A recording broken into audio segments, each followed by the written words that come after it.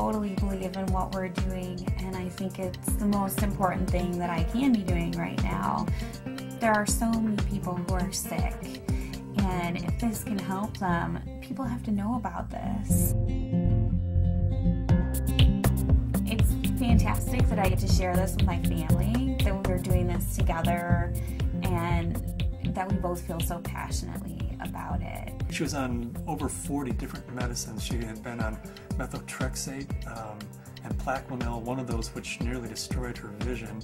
All the potent anti-inflammatories, the Vioxx and the Celebrex, and was on all sorts of painkillers and all sorts of antibiotics. She had classic steroid toxicity. Her face was the shape of a moon because there's a lot of swelling that occurs in the face. At the age of 16, was diagnosed with juvenile rheumatoid arthritis, and that evolved into a lupus condition, a diagnosis of interstitial cystitis, an autoimmune disorder. Bedridden 4 years. Her mother thought she would never survive. I went to talk to William as a friend and as a doctor about his experience with patients and how they used cannabis. Seeing what the juicing did for me, using it in this form, was so significant. It changed my life. About 4 to 6 weeks after I started on juicing every day, I had no more back pain. I didn't need pain pills. I felt the best I ever had. A lot of people think cannabis and pot are not medicine. I had stumbled on an article in Scientific American, December 2004. They had an article on marijuana as the brain's own marijuana, and they introduced the idea that the body produces compounds that are very similar to those found in marijuana or cannabis. Cannabis actually goes upstream. It provides feedback from the postsynaptic nerve to the presynaptic nerve, which was unheard of in neurochemistry. I mean, all neurotransmissions were unidirectional, and all of a sudden, swimming against the force of that are those little cannabinoid molecules that tie the whole system together. The phytocannabinoids from this plant augment the body's attempt to restore and increase function to a normal level. So it mimics the regulatory system of cellular physiology. And recently the Food and Drug Administration has approved of CBD, which is a cannabinoid like THC, one of 80 cannabinoids. The federal patent compares vitamin C, vitamin E, and CBD, or cannabidiol. CBD turns out to be more potent than either of those two. The thing that I warn my patients of is, if you're going to be juicing this flower and this leaf, and you're going to be doing this high-dose, non-psychoactive cannabinoid dietary approach, please do not heat it. When you heat cannabis, you make it psychoactive, which for a large part of the community, the psychoactivity of a plant is a measure of its medical quality.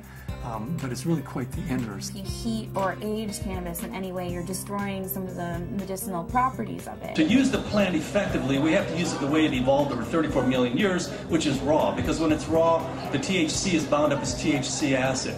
It requires aging, drying, so as a hunter-gatherer, we gather this plant and we notice, wow, as this plant ages, it changes character. It suddenly has a psychoactive effect. I think that's the most exciting area of cannabis research, is looking at non-psychoactive cannabinoids. Because if you do heat it, you'll decarboxylate the THC acid, and you're going to have 600 milligrams of THC acid with the CBD acid. You would be unconscious probably for the better part of the week. Between heating the plant, whether that's in a sucker, a cookie, a baked good, a butter, vaporized, smoked, all of those techniques convert THC acid, which is non-psychoactive, into THC and provide you with that 10 milligram dose.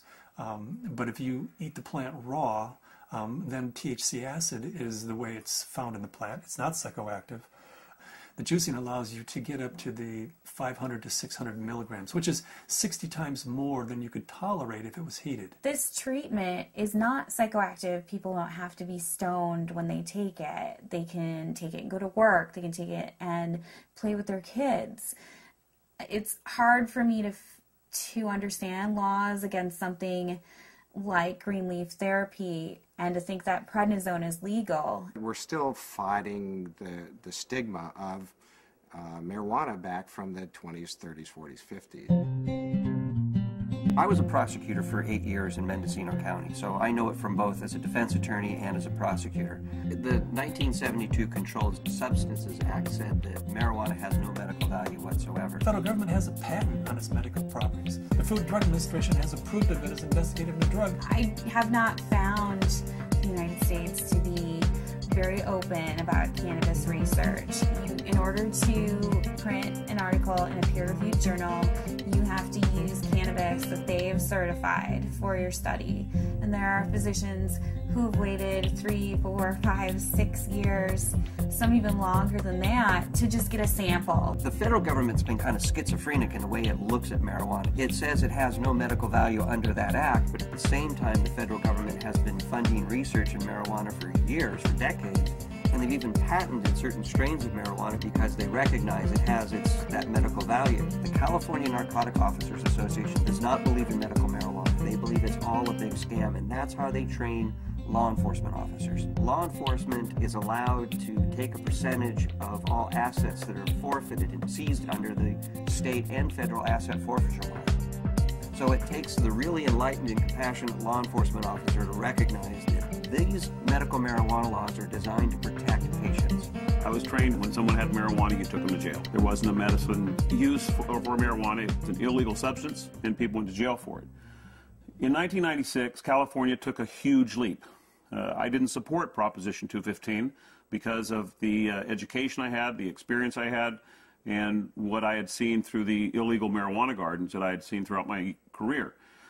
Since 1996, I have changed my opinion somewhat. I believe there is a very clear medicinal use for marijuana. That being said, I believe that there are a large percentage of people who use marijuana as an excuse to either make profits or for recreational.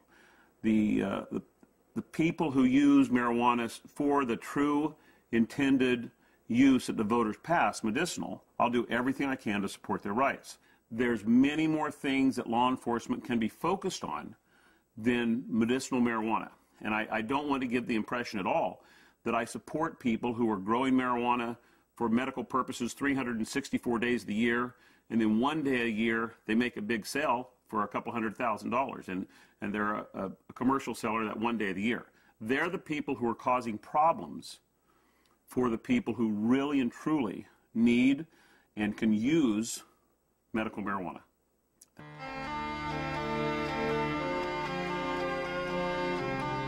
Terrifying, to be told as a parent that your child does have a tumor in her brain.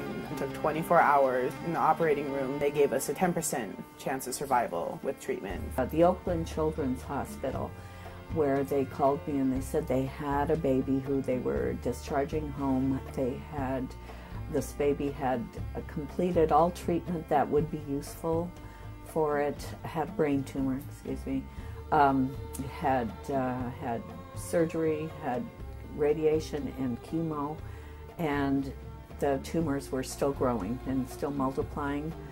And therefore they said to the parents, just take this baby home and make it comfortable, because there's nothing more that we know that will help its condition. Started to accept to the point where the illness had taken her and us, and try and find some acceptance. A month went by and I got in contact with the family, and they said, well, we just came back from Children's Hospital. They did a CAT scan. The tumors have shrunk and there are fewer of them. And they said, I'll tell you what we've been doing. We've been juicing the fan leaves of the marijuana plant and giving our baby a shot glass of this juice every day. This is like this wonderful hospice story. She is no longer on hospice. I brought the oxygen concentrator back. It's just one of those wonderful success stories. The plant is a pretty amazing plant because it appears that the juice of this plant is saving this baby's life. Here we have something that can really change people's lives. I mean, I was laying in bed, catheterized, thinking that physicians were just trying to make me comfortable. They really didn't think that there was anything more that they could do, and that I may not live to be 30, which I am now. That was the best I could hope for. the best I could hope for was taking enough methadone and Percocet every day that I just didn't feel anything at all. I had gotten in touch with Dr. Courtney because we had received a doctor's recommendation from one of his patients, and in it asked that they start juicing the leaves and having capsules and a few other items which I didn't know anything about. So after I contacted him, I was really excited to hear that there might be some other alternatives to the smoking of the cannabis. These are friends we've had in the past year. They said, your father's not the same as he was when we first met him, and he seems to be much more alive and much, doing a lot more and more active. And I had informed them that it was because of the juice that he had been taking. Right after we started juicing, that he seemed to be more active. We would do things out in the garage more, and he wouldn't spend so much time in his chair.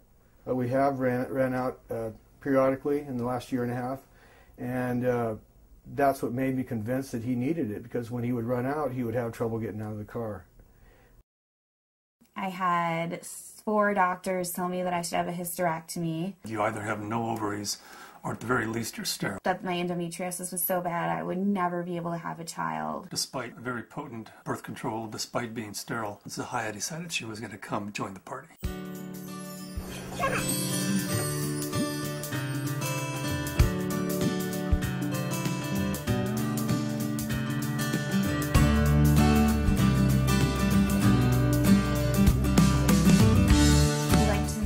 Ourselves by being extremely scientific, and people know that if they're going to come to us, they're going to have to go through a lot of hoops, but they're also going to get the most up-to-date scientific knowledge on this subject, and they're going to see a physician who's an expert in the field of non-psychoactive cannabinoids, and there are plenty of people that want that and are looking for that.